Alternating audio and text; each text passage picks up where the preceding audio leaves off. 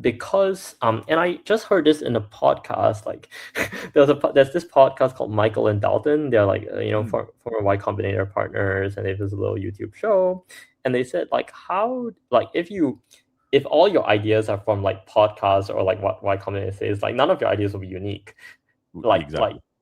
right. And so if you truly unique ideas like are exactly that. They have not been said before. They don't come from the grapevine.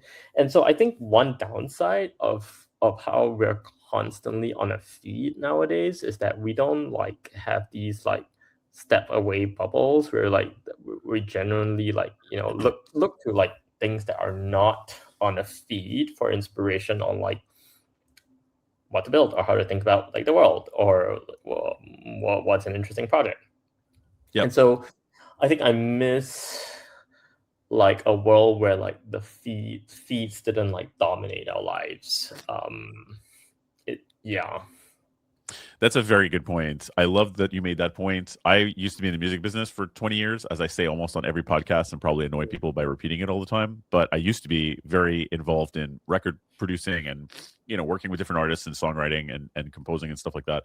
And I was teaching lessons at some point in a past life, like years ago, on composition. And people would be like, "How do I write better songs?" And I'm like, well, there's a reason why some artists' quality of songs and originality goes down the more famous they get, because if all you do is write songs, play songs, and listen to songs, what do you have to write about, right? Like, you need to go out and live. You need to live life, and then creativity will come because of the situations and the emotions that you have from living a life.